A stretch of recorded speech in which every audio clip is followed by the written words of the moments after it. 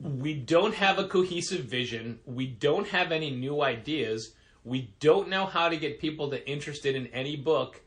And we're diluting Batman so much that we have nothing left to do but give you 5 extra covers per month and gimmicks on top of that. Stuff that didn't seem to value the content or the character or the creators at all.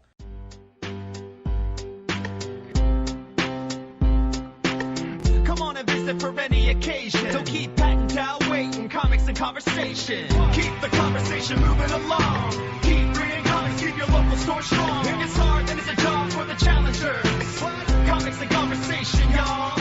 From Challengers Comics and Conversation in Chicago, this is Contest of Challengers, a comics industry business podcast with Patrick Brower. Okay, so this is a little bit weird because I'm a little under the weather, and my voice is actually okay for right now. It's been up and down the last couple of days. Nothing COVID related, just a cold or whatever. But to make this even weirder, and I don't know if I like it, Dallas back. Hi. I'm back on the podcast for a limited time, I'm sure. Welcome back. Patrick is already plotting out my replacement for an upcoming episode. That was a thing where I'm like, I don't know if I'll miss it. And then he's like, no, you're going to miss it. I got somebody else. Yeah. Which is sounding more and more like I might as well start being the fill-in person. All right, look. I'm okay with being replaced. I'm totally okay with it. I may have suggested that. Uh-huh. But it's not feasible for both of our schedules. Okay. Well, it's got my vote. I am willing to step aside for the next generation at any time. I honestly didn't think you would mind. No. No, Dal, how can we do Contest of Challengers, a comics industry business podcast, without you? You're the contesting. I'm the of. You're the contesting part. Yeah, sure. That's what you're. You can just call it Contest of Challenger. Oh, I like it. I like that. No one would ever notice. Most people don't know that our store has an S in the name, so it's fine.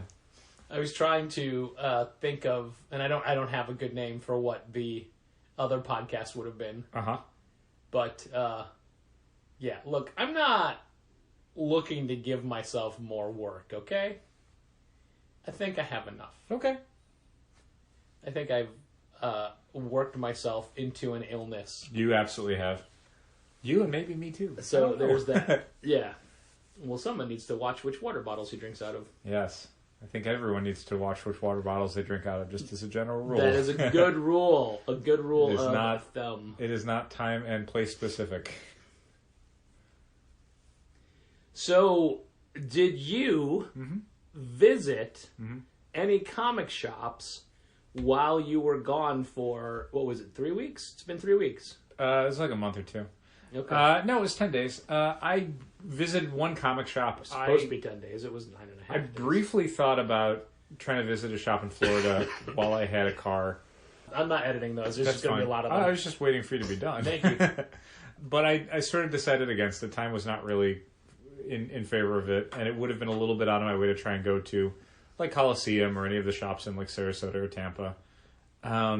So I skipped out on that. But Have you ever been to a Coliseum before? I've never been to a Coliseum. I feel like you know exactly what Coliseum is like. Yeah, that was another reason why I didn't check it out. I'm sure they're solid shops, and I'm sure they've got a lot for people. I didn't in any way say anything negative. But yeah, there's not really much there that would be eye-opening as far as like, oh, I would never think to run a shop that way. Like, no, I've worked in shops like that. It's fine.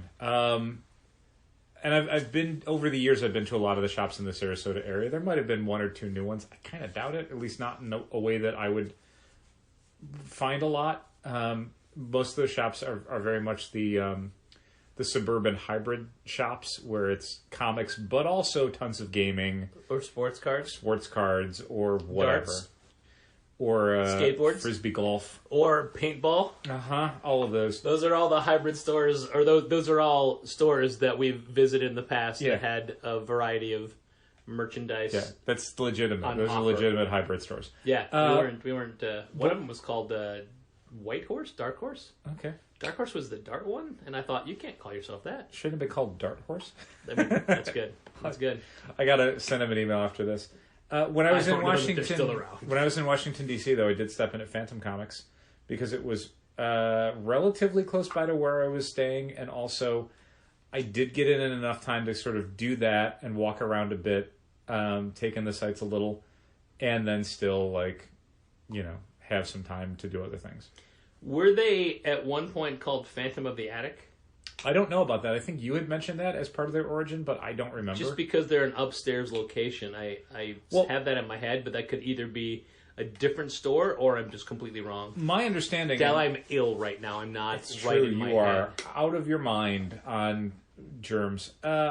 Anyone who's familiar with Fantom can maybe correct us on this, but my understanding is that the shop I went to in DuPont Circle is actually their second location. They'd been somewhere else prior to that, and I don't know if that was an upstairs shop as well, which might lend credence to your origin story, or it could just be a coincidence. I also remember Fantom as a store that had made all their fixtures, and I did not get that impression from the photographs you shared. Yeah, it didn't look that way to me. They do a lot of handmade signs and stuff, but mostly of the Go on.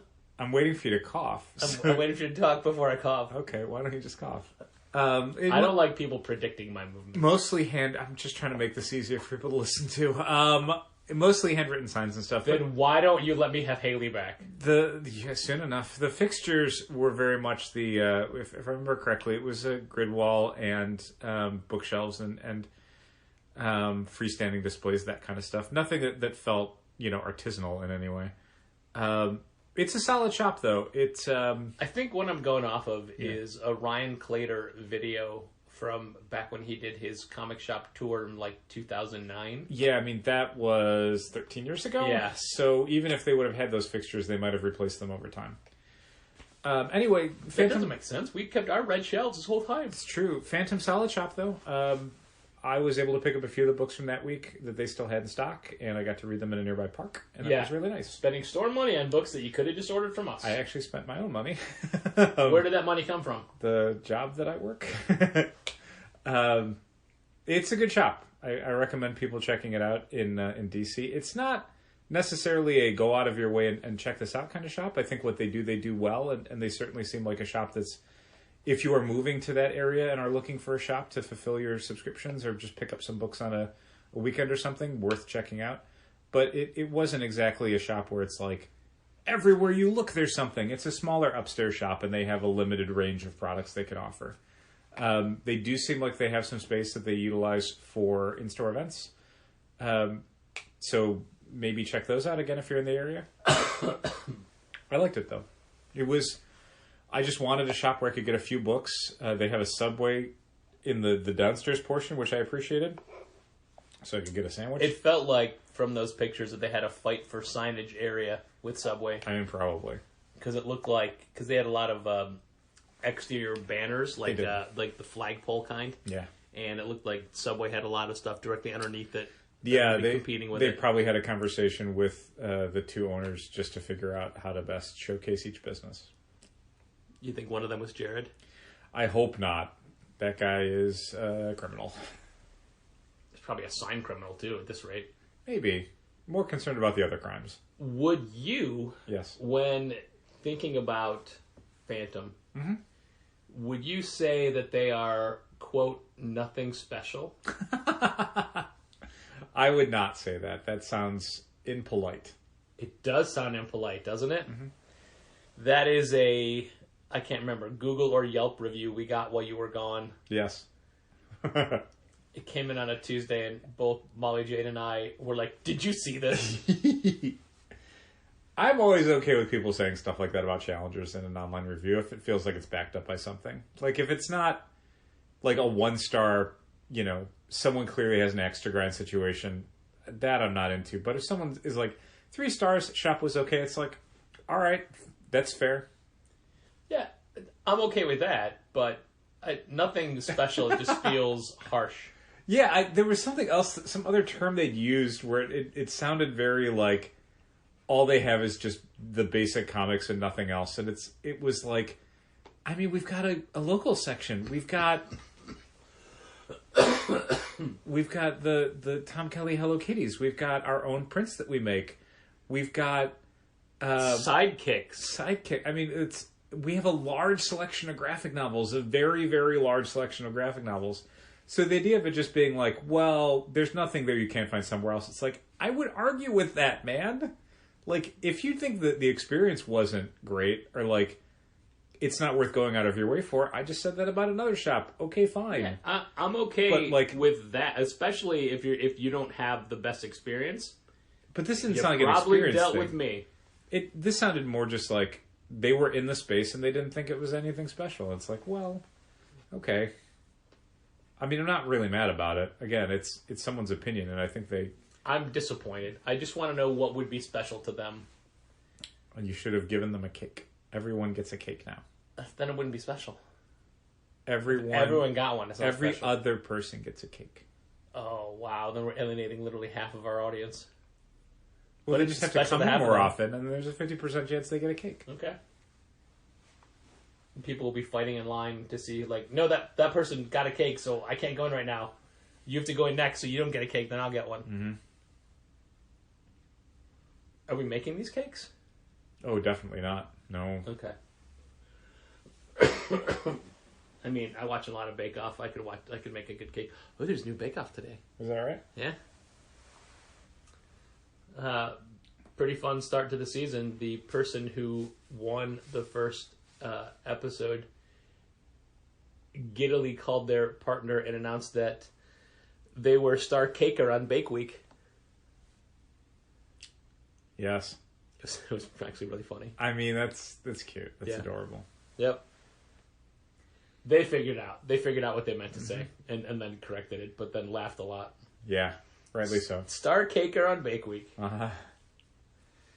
Anyway, this is not a cookies and baking dessert industry podcast. No, that's true. It is about comics. It is. And I am stalling because I forgot other things I wanted to say, and the one thing I want to talk about is real negative. Okay. Did Did you want to talk about Dark Horse Comics landing at Penguin Random House? Sure. Dark Horse Comics, which is previously exclusive in the direct market through Diamond Comic Distributors, will be moving to Penguin Random House in June of 2023. Or January? I read June. I thought it was January 1st. I read January. I read June. Why announce it now then? I don't know. It's weird. Maybe the announcement I read got it wrong. I thought it was January. Okay. I mean, I never saw an official announcement from anybody. I saw an official announcement from Diamond. I just read stuff in comics news sites. Okay. Well, it's not that big of a stretch because PRH already handles Dark Horse's trades in the non-direct market. But here's the weird part. The release dates for a bunch of those are way off in the direct market, so I hope they get that settled out. Like, we sold out of the Black Hammer Omnibus that came out this week. Yeah. It ships from Penguin Random House in mid-October. Here's a question. Ready for it. And I already forgot the name of the book. It is the original younger readers graphic novel by Brian Michael Bendis. Oh, Phenomena? Yeah, not Parasomnia, because that's a Cullen Bunn horror book. Phenomena. But we got copies in today from Hachette. Okay, that sounds right. I saw the tracking information on the invoice about it. Sure, but what doesn't sound right to me is that book had a release date of September 13th. Well, there they go. Yeah. So I couldn't... Some of that might be because of our frustrations with Hachette's billing. Yeah, maybe I wound up paying for those. I mean, I got paid back, but the point is, that was a very annoying situation. Yes. So, I mean, we just put them aside for next week. Okay. But they're not technically new? I don't know. It was tough. It was tough to figure out. They are new. We haven't had them before. Sure, but they've already been out. They're new to us. Right. Just like Ducks is going to be this coming week. Yeah, Ducks, which is getting a lot of praise online. I'm very excited to read it as soon as Diamond sends us copies. As soon as it is available to be read. Yep. I thought about taking one home, but I'm like, I'm not going to get to it in 3 days. No. And it Same looks here. like it's a deeper dive.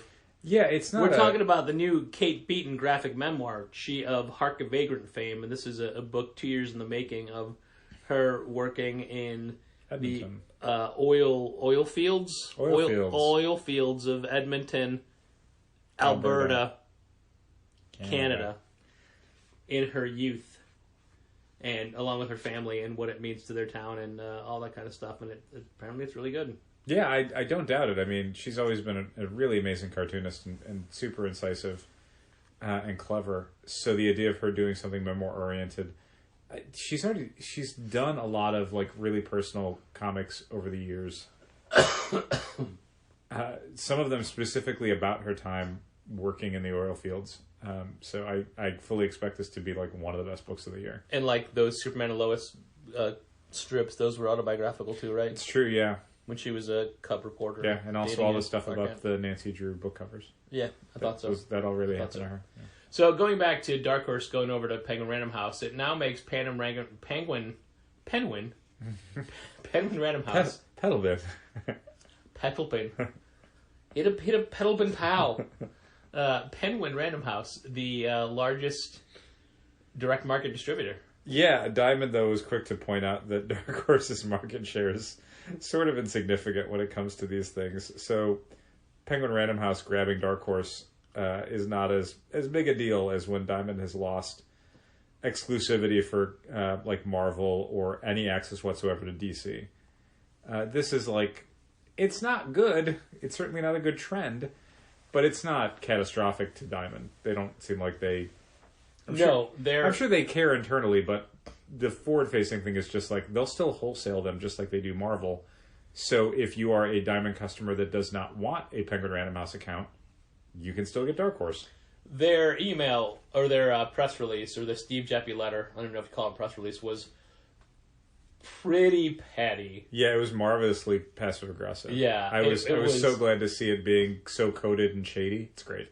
It was kind of great. Uh-huh. I mean, it is not a good move from the business owner and the face of the industry, but it was a pretty fun thing to be a sideline spectator for. Yeah, and I mean, I guess the point of this, like, in all this reshuffling, is that Steve Jeppy is maybe not the face of the industry anymore. It's Peter Penguin and Terrence Random House. Yeah. The two owners of Penguin Random House. Wait. I thought House was its own person. Gregory House was the third one. So Peter Penguin, Terry Random and Gregory House. Terry Random and Gregory House got married, and then Gregory House passed away 2 years ago. So Terrence Random House is now... You know what? I can see why you'd think a that. 66% owner of Penguin Gregory Random House has a history of faking his death.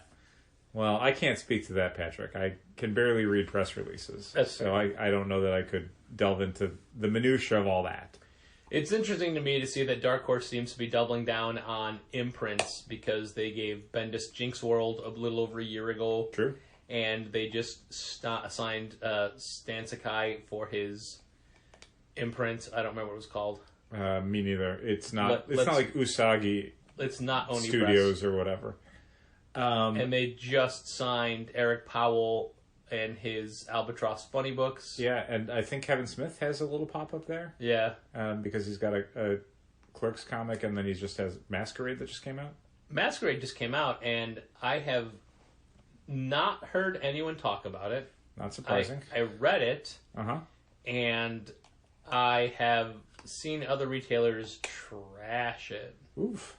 I have not had a chance to look at it. It did not seem like one that I was going to enjoy, so I just sort of passed on it because my week was very busy. There's some fun concepts in it, but I would not expect you to have read it. There's one thing, and this is I never did the research on this, and I mean to because it's Hello Kitty themed. But Okay. when I saw the image for Stan Sakai's imprint, it was like a Hello Kitty drawing, right? Okay. And one of the things that I noticed was it had one flat foot and one round foot. Okay. Which is exactly the way Tom Kelly does the kitties that he has in the store. Okay. Like, it's not super obvious, like a square and a circle. Right. but one is rounded and one is more just rounded edges and a flatter bottom. Huh, okay. And I know that Tom does a lot of them off of a stencil that he hand cut out of wood himself. Mm-hmm. And I always thought that was just a cutting error or mistake or whatever. Sure. But now I wonder if that is specifically done because that is how it's drawn, and I've just never noticed it. Maybe. And it was the Stan Sakai illustration that I'm like, oh, maybe that's a thing. And all I needed to do was look up Hello Kitty at any point in the last 2 weeks since that announcement came out, and I have not done so. And I've even thought, like, hey, don't forget to do this. Well, maybe at the end of 3 weeks you'll have done it. Speaking of Tom Kelly, yes, big thanks to Tom Kelly and Alex Rosado for Batman Day, for sketching and chatting with people and just really adding to the vibe of Batman Day. Thanks, guys. Unfortunately for Challengers, we none of our cosplayers made it to the event. However, no one asked about it. And every time Andrew would say, "We don't have cosplayers," I said, "You're wearing your Detective Comics hat, and I'm in a Batman cape." And I did have a Batman cape on all day. So both of those are a form of cosplay. Yeah, those are. It's true. Costumes. We didn't take photos of anybody, but to be fair, no one asked. Sure. And had they asked, we most likely would have. Yep. But people seem to really enjoy Batman Day. And again, thanks to Alex and Tom for being there for people and just making the day a little bit special. Thanks, guys. When there's been a couple of people that I hand-pitched the event to, even during the Ed Berlin concert last week. Always working. And they came out, but the first question always is, what is Batman Day? And it's hard to answer Batman, like, what is Batman Day without sounding a little jaded? Like, it's a marketing gimmick to remind you that there's a Batman character because you may not have noticed the 47 monthly comics that he has. You could always just make up something. It's just a celebration of... It was started on Batman's, 75th anniversary? It's when Batman landed on Plymouth Rock. I thought he glided right over it. Glid? Is that... He glid right over it. I'm making that a word. Glid is not a word. If you can glide, you have glid. Nope. You will be glided. Incorrect. Man, it's like you... Terrible conjugation. You went away and forgot grammar. Yeah, it's just a celebration of all things Batman, and sure. we do it by giving money away, I guess. To an extent. There was, during Batman Day, there was a Des Plaines librarian who came in looking for stuff, like comics, cheap comics that they could use in crafts, and I went into the archives of Free Comic Book Day of years past, and gave her a stack of books. Nice. And this week, the Des Plaines Library, which honestly isn't that far away from us, is cool. it was Geek Week, and they were doing all these fun activities. They had a lot of like cardboard stand-ups of Melissa Benoist, Supergirl. Neat.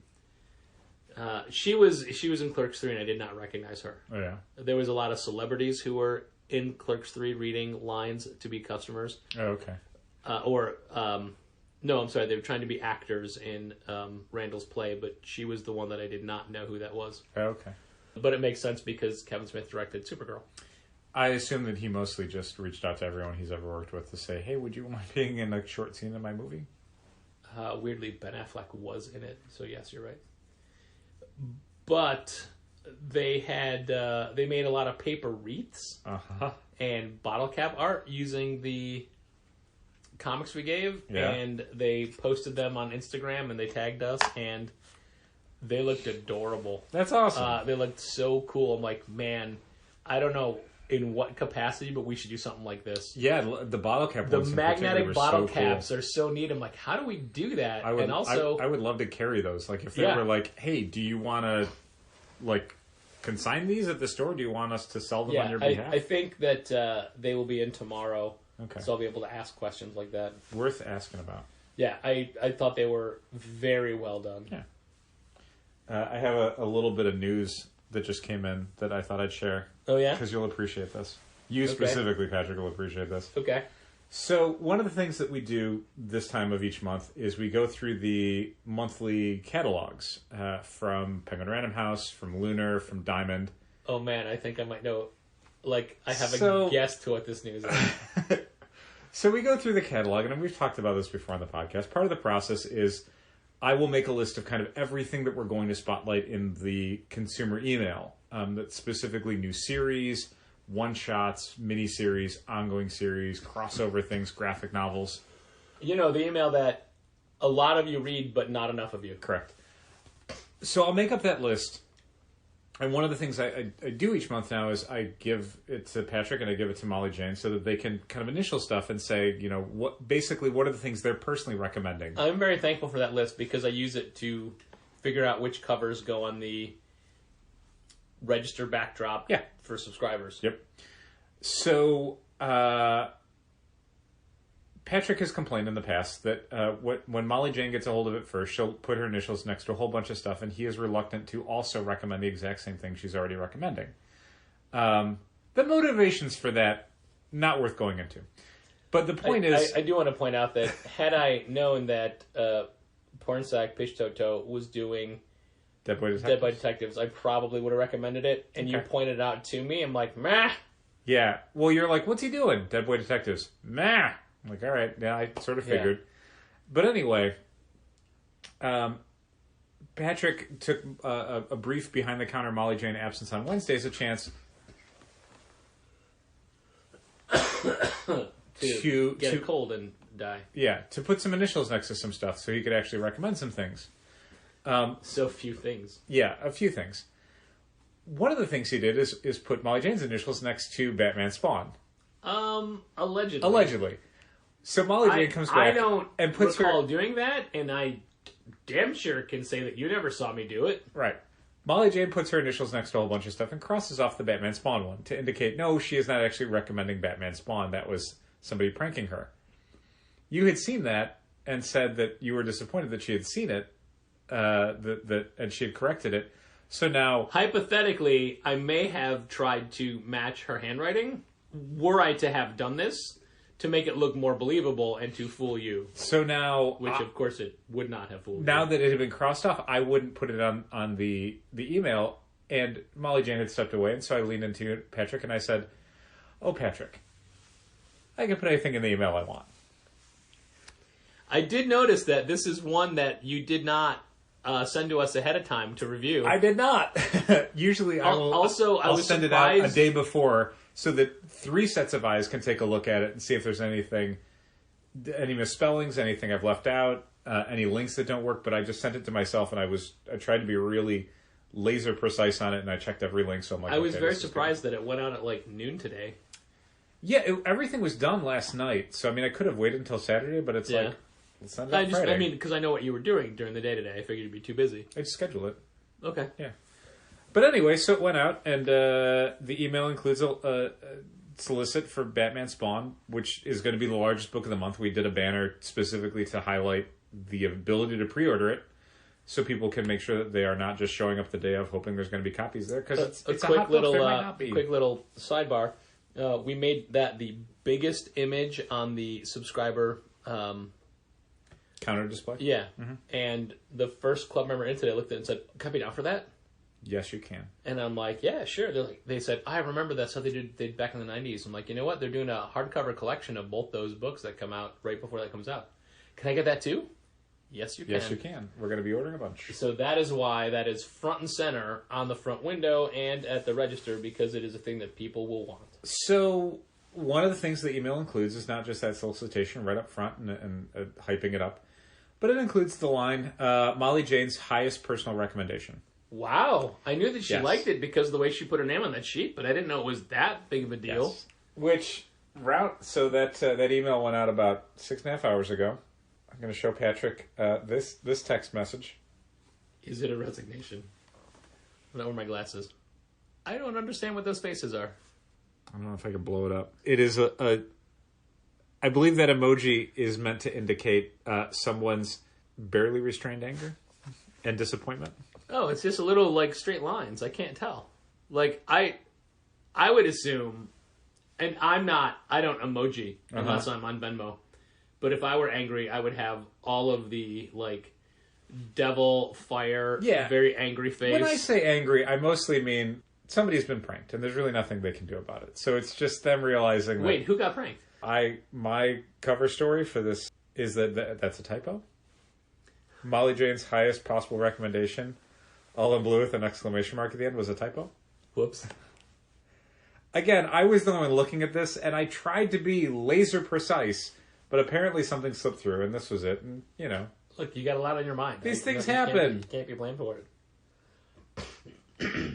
I didn't voice this when that was going out, but... Well, you're having trouble with your voice. I had a flashback to another life when I would do flyers for the other company. Mm-hmm. The other company used to do a lot of, like, comic book and sports card shows and hotel ballrooms, right? Sure. And the imagery was always, like, Batman behind home plate in a catcher's outfit, you know, crouching down with the mid up. Yeah. Or Green Lantern using his lantern to make a bat. Remember there being a Shazam one. Like a Captain Marvel Shazam one. Okay, I didn't do that one. Okay. But I did the Green Lantern and the Batman one. And someone whose name might have been the same name as the chain, when the flyers were Marcus Bub being printed up, wrote, "Pat is a pinhead" on home plate. Impolite. So, you know, hundreds of copies. Thank you for laughing. I'm sorry. It's not funny. It's cruel. Hundreds, if not thousands, of these flyers, because that art got reused over and over. It did, yeah. And I thought, why? Yeah, that seems mean. Like, I wouldn't do that. Was it a critique to the flyer? Did you not like the art? You could have said, change this. Mm-hmm. I did not appreciate it. And part of me is like, are we just doing that? No, because let me tell you something that she may not want people to know, but I'll say it. Because we're dedicated to the truth here at Contest of Challengers, a comics industry business podcast. Molly Jane owns at least one... Well, let me rephrase that. Molly Jane has in her home at least one Spawn comic. I believe she might even have in her home a Spawn compendium. Okay. Ergo... She must love... And look, I know she reads Batman comics. I know for a fact she reads and buys Batman comics. It's true. Once again, it was a typo. You know what? I feel like I let you down because you didn't feel like you could give me the job of proofreading that email. Mm-hmm. And well, you got a lot going on. Right, and I apologize for letting that interfere with my work. I didn't... I should have caught that. We'll have to do better next month. Yep. Can't wait to see what comes out next month. Look, all I know is people trust our recommendations. And if she wants to recommend Batman Spawn, who am I to say? I'm not going to say no. I want to say there was a thing in a recent catalog email where I had to specify, no, she actually did recommend this. I did ask. I double-checked. Yeah. I think that there was a recommendation from last month that she put in that you were opposed to, and I think it garnered at least one extra order. That wouldn't surprise me. Yeah. And it's fine, and people can order whatever they want. They can. I would rather people have the choices of different books to order than to have the choice of, get ready, we're ringing this old bell again, 1,000 covers per book. So many covers. Now, I, for one, am excited for the new Boom Studios book, Damn Them All. Yeah, there's a PDF I didn't get a chance to read. Same. It's been sitting in my inbox, and I keep meaning to, but my inbox is just getting fuller and fuller. Yep. But it's Charlie Adler's first work since Walking Dead, and is it Cy Spurrier? Cy Spurrier, and it sounds like a newer Hellblazer, which is, right up your alley. For me, yeah. Right up my damnation alley. Okay. 12 or 14 covers for the first issue of that book. Golly. I mean, Boom's got a lot of covers that month. They got the new MMPR TMNT 2, which has a billion covers. Like, they have 4 connecting main covers and then a whole bunch of additional open order and incentive covers. It's absurd. No book needs that many covers. And I like Dan Moore and everything, but man, couldn't those connecting covers have been over the course of the miniseries, not for issue 1? yeah, that's fair. Give them a reason to keep coming back and buying I'm other okay covers. with it. Make that the connecting covers the B cover for the first 4 issues or whatever. And it's true we're focusing on Boom right now, but the real culprit, surprisingly, is DC. DC comic books, yeah, I would have led with them.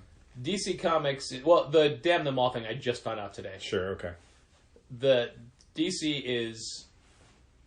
egregious isn't harsh enough of a word. Did you see today's announcement about variant covers? I don't think I did. So they were already doing like 90s covers to celebrate the release of Wildcats Yeah. in, I guess, December maybe? Yeah. November, December? I didn't order a November. single one of those for the shelf. Well, we're probably going to be ordering some other ones. Maybe. I don't know. Like, I'm so on the fence about it that I'm like, maybe this is just subscriber only and we don't carry them, even though they probably sell. I don't even know what the theme is, but I'm saying yes to that thing. Yeah, so the theme that they've been doing so far is like 90s covers. So it's like, oh, here's a terrible 90s-esque cover for this book as a B cover or a C cover. What they've just announced is embossed foil variants. Oh, a lot of those were in the order form. For 5 different books. Yep. All net price. And Yeah. they didn't say in the email what the net price is, but assume not cheap. Part of me is like, we could probably sell some of these. Like the Joker one, probably, at least. How creatively bankrupt is that company? It's a thing that I understand the sort of nostalgic appeal of it, but I mean, that shit is like emblematic of when the industry was at its most. We don't have a cohesive vision. We don't have any new ideas. We don't know how to get people to interested in any book. And we're diluting Batman so much that we have nothing left to do but give you 5 extra covers per month and gimmicks on top of that. Yeah, stuff that didn't seem to value the content or the character or the creators at all. So that's this. So that's a thing. It's horrifying. Yeah, I definitely don't want to carry them for the shelf, so I really don't think we will. I think it'll just be subscriber only because the concept of it really rankles me. This week alone, there were so goddamn many DC covers that don't need to exist. Yeah. And we don't even carry them all. We don't, and they don't get us the art in enough time. No. I mean, maybe by FOCs. I don't do FOCs, but it's still... Yeah, generally by FOCs. I hate it. DC lets me down so much. Yeah. And there's good books that they're putting out, man, but there's... Yeah, it's true. I don't know that we needed an entire month of them reusing all the old DC holiday cards as variant covers. Yeah. Like, that's a thing of, like... It's one thing if you want to commission new art for holiday covers, but to just be like, oh, this is a Jim Lee piece that was just for our holiday card I'll be 6 honest, years ago. Whoever did the FOCs and added those perforated trading card covers, I would have skipped those entirely. I mean, that was, I'm sure me, but I'd have to take a look at them. Because they're remember. 2 extra covers on top of everything else. Was it Dark Crisis? I don't remember what they were. Yeah, it's Dark Crisis. Okay. It's hard to look at a book and know what the title is or what issue number it is. And somebody had, we had some web sales today. Sure. And it just took me an extra couple of seconds to figure out, is this the right book they wanted? It doesn't say it in the normal, easy to read way. And I normally don't bitch about cover designs, but especially when a lot of our DC books on the shelf are just the B covers that don't have the logos. I was going to say the Virgin variants make it kind of difficult because it's very easy to walk past and not realize, oh, that was Dark Knights of Steel, or oh, that was Nightwing. And we are legitimately having multiple club members buying books they've already bought because they're confused by the extra covers. Sure. It's very difficult to remember everything that's coming out and how many different variations exist. I'm so... Especially when they don't even all hit the catalog at the same time. We're getting more and more stuff for Marvel and DC, where it's like, oh, here's an extra cover that was announced after initial order before FOC. Yeah, hate it. And that's how you communicate that. I hope that stuff is all ending up in Managed Comics, I think. But it means you, as a consumer, you have to be looking at FOC, or there might be a cover you never knew about. I would hate to be just a comic consumer right now. I would be so frustrated. I wouldn't. I'd just be getting A covers. Yeah, so I was going to say, like, if you were a collector, that's going to be the problem. If you're just a reader, fine. You just get Nightwing every month. The end.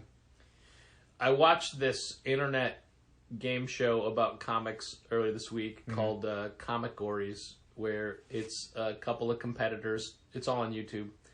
And there would be a theme for a cover, and you basically have like 30 seconds or 45 seconds to dig through your collection, find a cover that represents the theme, whether it be like a comic with a gun on it, or best use of shadows, or other types of things. You know, like horrible costumes or whatever. Sure. And I watched it because last week's co-host Haley was on it, and so many of the covers that were used were variant covers, and it's just a thing that I still like as a reader, as a buyer. I don't want to say collector, but I guess collector. Sure. I don't care about the variant covers, but so many people do, and so many They people really do. track down like, I just want this cover. I will spend $100 on this cover. I don't even read that series. Yeah, But it's that good of a cover. I'm Like, kind of in a okay. space where Guru Hero's doing a couple Jeff the Landshark variants, and the artist who did Marvel Meow is doing one as well. Oh, nice. And I genuinely don't know if I want to buy them or not. I get a lot of Guru Hero stuff, and if it's a Guru Hero comic, I'm probably going to buy it. But if it's like a variant cover, like, I could just look at the image online. Right, and it's variant covers to comics that you don't necessarily even, you don't buy them. I that's don't for buy sure. them. I do read Symbol of Truth. I don't read Captain Marvel. So yeah, I don't know. But we are stocking them. I ordered a bunch because it's like, they're Jeff the Landshark covers. Right. New season of It's Jeff has started on Marvel Unlimited. If anyone has a subscription to Marvel Unlimited and wants to read a good digital comic, I would highly recommend all of the It's Jeffs, including the 3 new ones that just dropped about a week ago. I would as well, except I haven't read the new ones. They're very good. Does he do any baking? I don't think so. Swimming? I think so, maybe.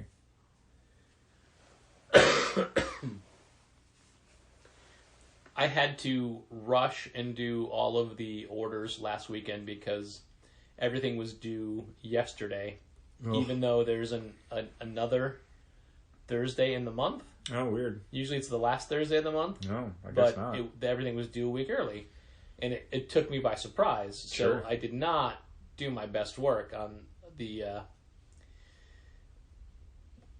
November orders, and there'll be a lot of catching of things on FOCs or not. I don't care. Who knows? But That sounds like someone else's problem. It was just, it's so frustrating to be doing this for the 9th month blind. Yeah. And I was honestly thinking about that on my a little bit of a drive today. It's like, boy, we're coming to the end of 9 months and we still don't have a lot of working functional parts of our business that we did a year ago. this time. Yeah. And it's it's reaching a point where it's like hard to put a sunny side on that, you know? Yeah, and especially when you see the financial missteps we've taken without having the proper data, when you look at the shelves and see, oh, there's a lot of these here. I mean, I would argue that that's maybe not as much the case. It's the bigger cost is all of the extra work that goes into things that used to be a lot more streamlined. That's a huge pain. The ordering, there's a way of getting at numbers through Shopify. If you want your ordering process to take 3 times as long as it does now. Well, that's what I'm saying. That's what I do, and it does take 3 times as long. So when I do FOCs, it is a lot harder to parse out the data, but I gotta do it, because otherwise we're going to over-order or under-order, or we're going to miss stuff. I was looking at the shelves today, and we had a copy of the Saved by the Bell Reeve special left and I thought, that's a failure. We should never have those left. Those $10 DC seasonal specials. I mean, having one left is... Nope. It's taking up space on the shelf. It is. Look, I don't want to still have one in stock, but getting within one copy of anything is pretty hard to do. I know. Order-wise. I know it is. I mean, the only way you're going to get perfect on that, to not have any on the shelf, is to never have any on the shelf to start with. You order even one copy of something and you're risking maybe that one copy doesn't sell. You order 10 or 12 copies for the shelf and you have one left. I think that's pretty good. We talked about this months ago, but like I'm not really giving one-shots from other publishers a whole lot of consideration. Sure. Because there's no room. No. There's nowhere for them to go. Absolutely, yeah. It's like the variant cover thing we were talking about. You get to the New This Week section, and this week alone was 18, and we usually don't want to have more than 16 shelves. And then today we got in a whole bunch of Marvel Legends and had to take the graphic novel, like 2 shelves away from the graphic novel shelves. Yep. Yeah, and some of that is just how weirdly uneven the weeks have been. Like we had 2 weeks ago, I think, we had a release week where it's like, how do we spread everything out to fill up all the space because there's just nothing coming out? And then you have a week like this where it's a ton of graphic novels and a ton of comics and a bunch of toys. The section is, it's a physical storefront. There's only so much space for things. There's always room in the trash. Hey, come on now, Dale. That's extreme. Oh, Patrick. That's extreme. Oh, Patrick. I don't think you mean that. I'm running out of topics, Dal. What do you got for me? I was off for 10 days, so I don't even know what's going on with You haven't been comics. on the podcast in 3 weeks. You better true. be able to pull something out here. I had that Dark Horse thing, remember? No, Dark Horse like we would have gotten that. That's not Maybe. the thing you brought. Maybe. And then you just like said it and just left it there. You I didn't just even left elaborate. it there. There was no analysis whatsoever. It came from me. It was entirely from Patrick. I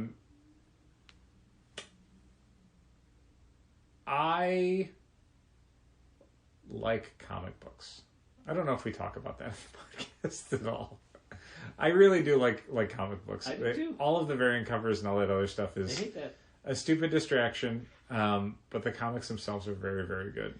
I'm not even against variant covers, just so long as people would tell us the covers they want, and we wouldn't have to gamble. Well, But when there's... they do to a degree. Like I've mentioned this before, but how I order variant covers on FOC is largely based on what we're getting pre-orders for. If we get one pre-order for a cover, I think, okay, well, that person probably is unique in their tastes, and I don't know that we can sell a bunch of that particular variant.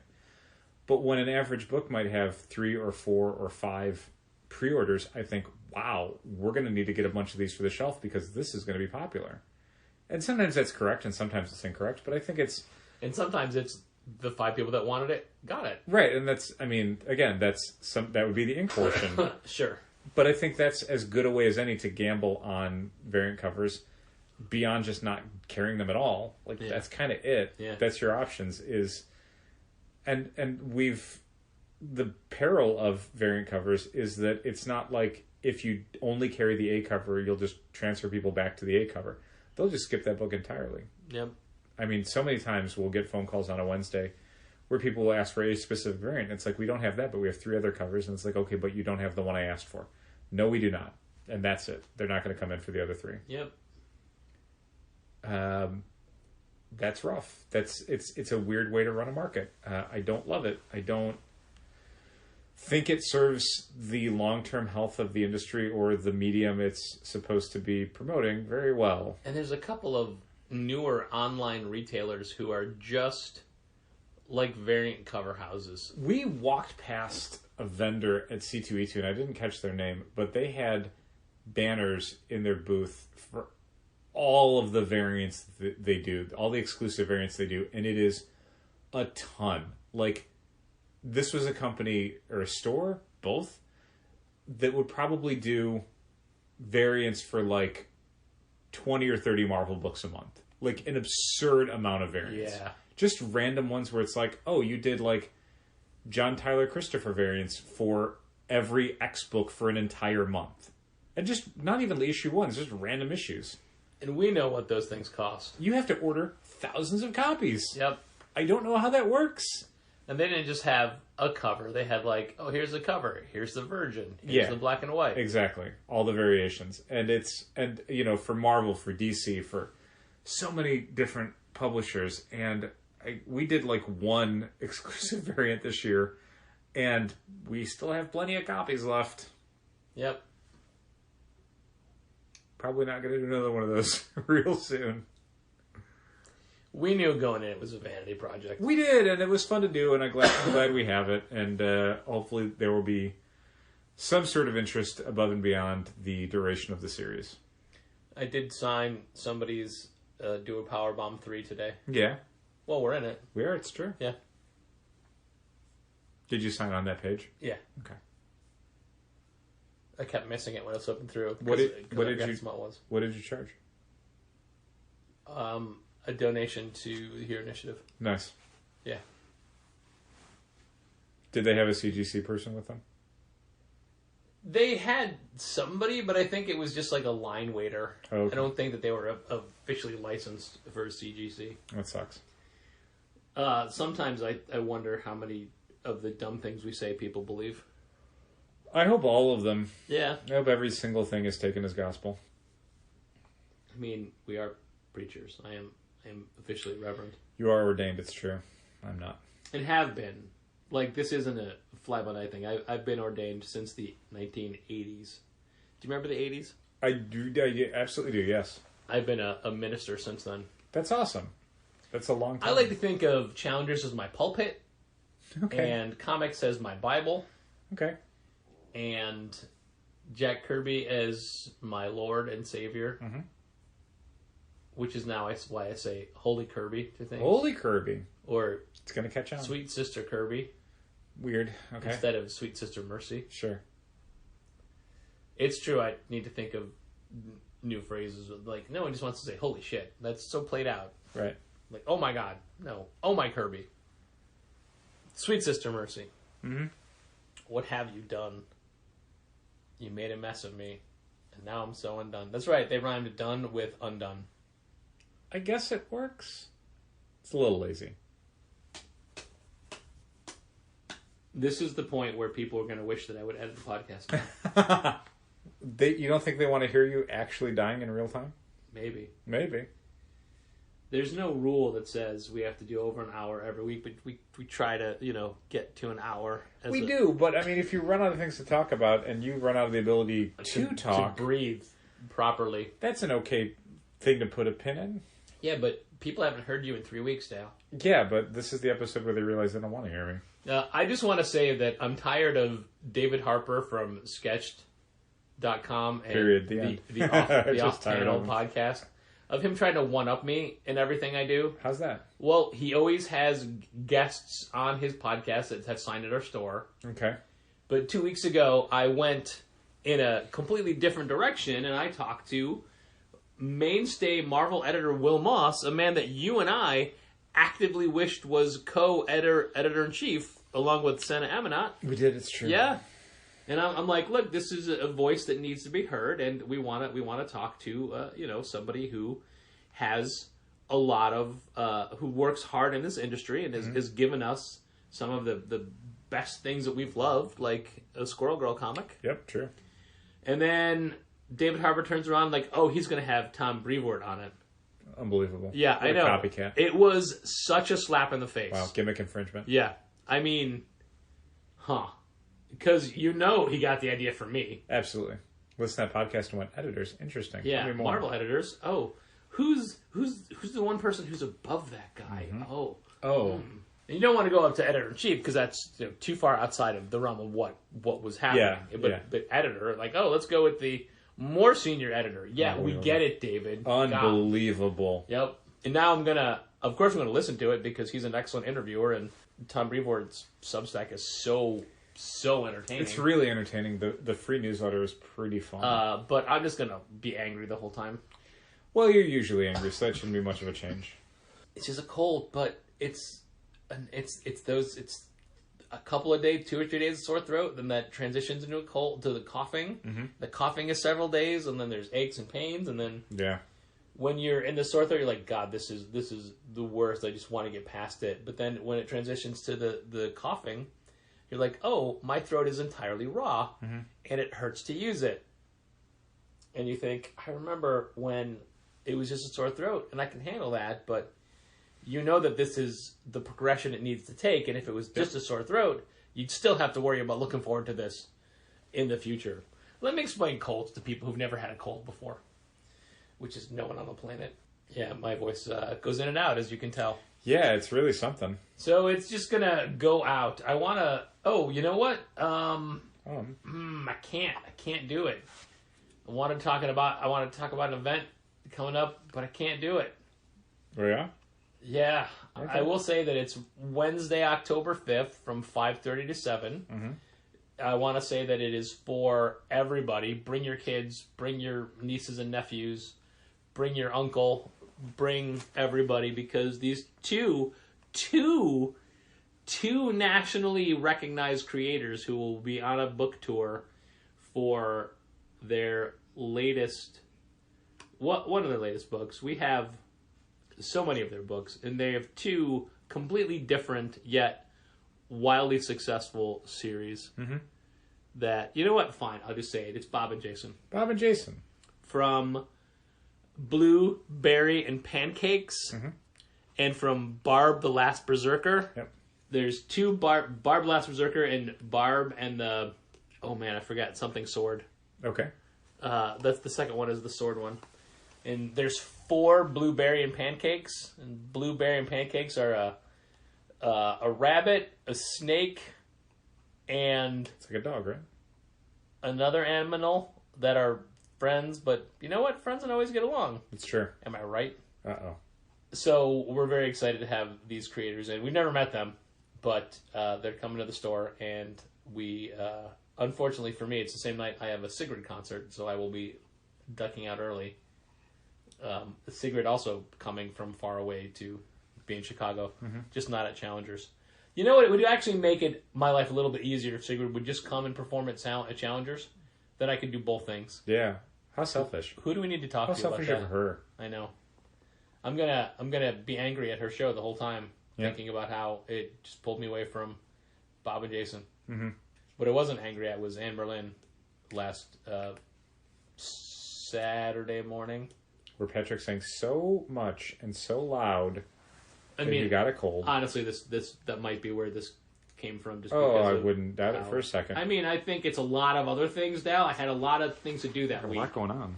A lot going on that 9 and a half days. It's true.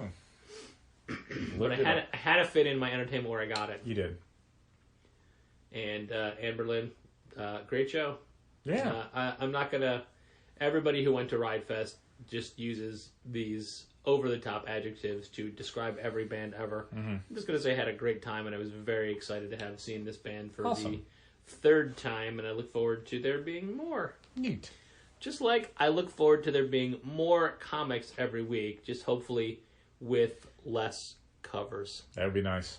Thanks for listening. Keep reading comics. It's not an hour yet, but I think I can pad it out by A, not editing, and B, putting the intros and outros in. What if you put the intro in very, very slowly? Like do a slowed down version for TikTok. I mean, there was a point where in the Dal and Molly Jane episode that you were like one of the two of you, I think it was you, said you were worried about how stupid you both sounded in that podcast. Oh, that's a Molly Jane thing. And I took that whole section and just half sped it.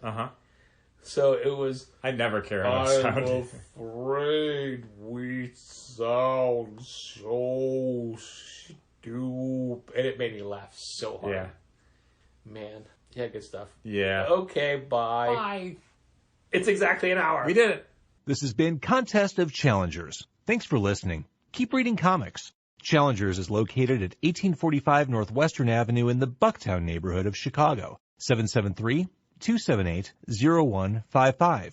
Keep up to date with new releases and events at challengerscomics.com. Like Challengers Comics on Facebook, follow @Challengers on Twitter, and help fund this podcast at patreon.com/challengers.